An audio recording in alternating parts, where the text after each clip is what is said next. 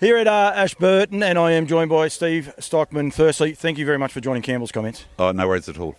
I love the openness of everyone here. I interviewed Amanda the other day. Amanda doesn't like it, but everyone in New Zealand has been so open about their promoting the industry.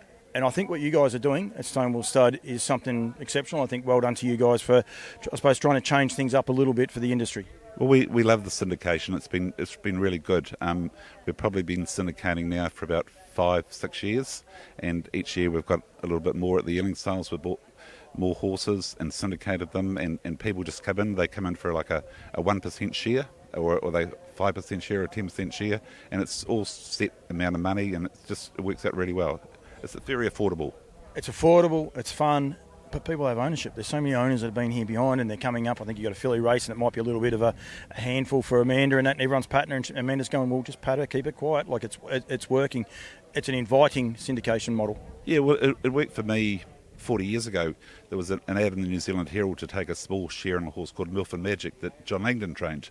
Okay. And I took it, it won 6, 7, 8 races from then, and I was lucky enough, we sort of had our first syndicate meeting, and John Walker, the runner, he was in the syndicate, and it was a great buzz, really loved it, and that sort of just, things have grown since then. It's one of the things, and we sell it short, we forget about it. It's my trip over here, you get to meet so many people and have so much fun, and then you actually go do things probably outside of that comfort zone. If you like, you might start riding, you might start running, you might go to a book club, just through people you actually meet through your syndicate and enjoy each other's company. Oh, very much so. Well, we've, I don't know whether Jill wants me to say or not, but I think we've got close to about 600 shareholders or members in the different syndicates and everything. And then that's 600 that are signed up, but then you've got their wives and their families and the kids, and you've got the grandchildren and whatever. So, we're hoping to, get to about 2,000 owners registered with you. With Stonewall over the next couple of years, yeah. It's a big operation that you're doing. This goes back to Australia, and a lot of the Australians won't be aware of what you're doing, but you've got a beautiful property on the North Island. You're starting to set one up here on the South Island. It's still at least 6 months away, I believe, from being finished. Yeah, we were very fortunate. We were able to buy Jack Smolenski's property, and it's a beautiful property out there in Larkins Road, just near Rollaston, close to about 100 acres. And Mandy's living there now in Jack and Mari's house, and the track's down, and we're starting to put the crusher dust and everything down on that now, and the stables have been built. We've got the concrete floor there and the walls up, so it's taking good shape. Do you enjoy that side of it? Oh, that's what I love. I love having a project on and doing a project and whatever. That's what keeps me. That's my buzz.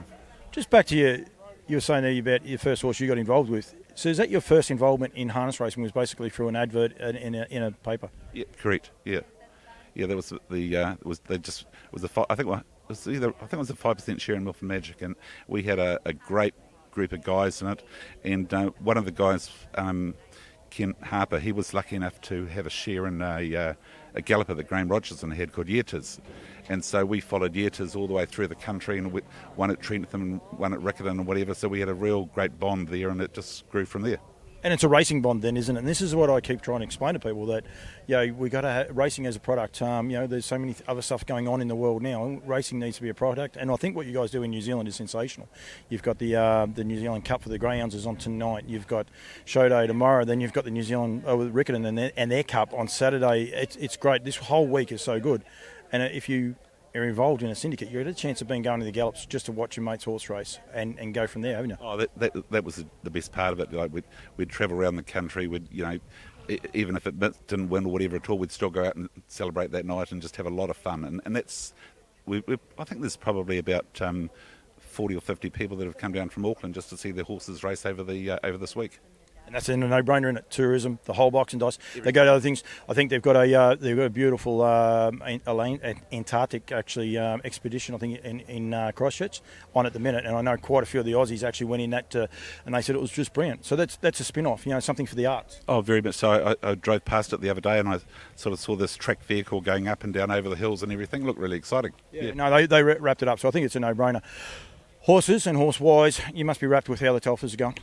Oh, very much so. We've just got our nose in front of the premiership at the moment. We're hoping to Steve and Amanda to get their first training premiership this year, so we'll just see how lucky we are. They're very professional. I know, like I can't thank them enough. Even Steve, actually, the first interview was I might not have hit the red button on the first one, and it went blank. So Steve did that, but Amanda's not keen on it. But they're very professional. They know we have to sell the industry. We've got to promote the industry and do it that way. So they do a good job. And you've got a great team around you. You know, Timmy Williams, David, the whole box and dice. There's a great team of people there helping. Oh, exactly. Tim's been fantastic. We're so proud of him to come on board and join us, and it was, it's a big decision for him to sort of do that. And he's set up now on a house next door to the property, and next door to Jack's Place in Larkham's Road. And David is there as well with his wife Stacey in another house on the other side of the property. And Stacey's dad, Carl. He works for us now, and he's going to be moving into another house on the property shortly. So it's going to be a big commune. And of course, you got the Australian feel there as well with David and his family, and they're over at the minute as well. Yeah, no, very nice. We took David and his parents out for dinner on Wednesday night, so we had a ball. Yeah, no, they're terrific. The racing wise, a horse like BD Joe, the management that they've had with him, I watched him last year. There was one of the guys that worked for NZB. Had a share. He was saying to me how great the syndicates were. So I've always sort of watched him, but the way they've managed him through and to get into the Cup this year, barrier draws, and we probably will touch on the barrier draws in a minute, but just to get him there and have him talked about so highly in that 12 months must have been a great thrill for you. Oh yeah, we've been very proud of him. Like Steve sort of said to us earlier on, he's got to try and give him a little bit like a Bart Cummings preparation for the Cup, and give him good 4 or 5 races before it. And each of those races he's done phenomenal. And he's had 3 wins in a second, and he's won the 2 major lead-up races to the Carnival as well. So very, very good. Yeah, no, that's exactly what you want. Now, let's talk about the barrier draws. Now, Steve, it can be a little bit unlucky because what do you have? He had 16 numbers to draw from for the Cup. So, it was terribly unlucky to have got the 15. But well, they're sacked. Both of them are sacked now. They're not drawing anymore. So I was meant to come down and do the draw, and I thought, oh no, the 2 of them are down here. We might as well let them do it and then get 15 and 16. Well, I think they were both aghast at that, but Blair Orange said to us once, he said it's not the barrier draw, it's where you finish. And that's exactly right. But just anyone that hasn't watched it, and I have never met Jill, but it was just sensational. She said, well, I can't do any worse than that. And there was only one. She was the next person to pick, and she got the 16. It was extremely funny. She may not have thought so, and probably you didn't either, but the race is over. But it actually probably added to the whole theatre of the day. Oh, I think so. I think Steve did the 15, yeah. Steve Telfer pulled out the 15, and then Jill pulled out the 16. They must have thought, well, holy moly, what's happened there? So, but with the draws this week were done by the computer, and I think we've got drawn 1 and Throttle Wise Sky, and drawn 1 behind them with BD Joe. And that's a huge advantage. I mean, I've seen the sectionals that they've been rattling off, and it's great, there's technology and all the rest. It probably gives you a little bit of solace, but it's, barrier draws are so big, especially in a race like that, and especially with BD Joe. Draws the front, he probably comes in about 5-6 points, like at least. He every chance he would have jumped on the bunny and said he had just traffic everywhere, and barrier draws make a huge difference nowadays. Oh, very much so, yeah. No, and especially the times they went, like they went an even 2 minutes for the first half, and then ran the last in 1:54, and so it's pretty hard if you're back to like the record was 3:53, I think. So yeah, you have to be running, record time to win. And go wide, because there's no way up the fence, because everyone in front of you is not coming off, because they know that's the shortest way home. The copy that went phenomenal. Full credit to Ray to be able to take the horse over to Australia, and then come back here and then start him off those 2 handicaps, 55 and 75 metres, and then come out and win the Cup. Full credit. It was a phenomenal training effort. A great horse. Oh, you've done a great job, and he's a great advert for harness racing New Zealand, as are you. You've had a winner here today at Ashburton. A lot of people will be sitting at home. Ashburton's a small meeting. It's great to have you here because you've got so many owners, and it means so much. It doesn't matter where you guys go to win a race, does it? Oh, no, exactly. I get as much pleasure coming and winning a maiden race anywhere, and the thrill from the syndicate members and everything is fantastic. Yeah, really good. Stonewall Stud, how big do you want to get? Like you said, 2,000 owners, but individually, is there a cap on where you want to get to, or do you and Jill have an idea? I would just let it progress as it comes along, and see how it all goes. And yeah, as long as I keep digging ditches, I'll be paying for my share.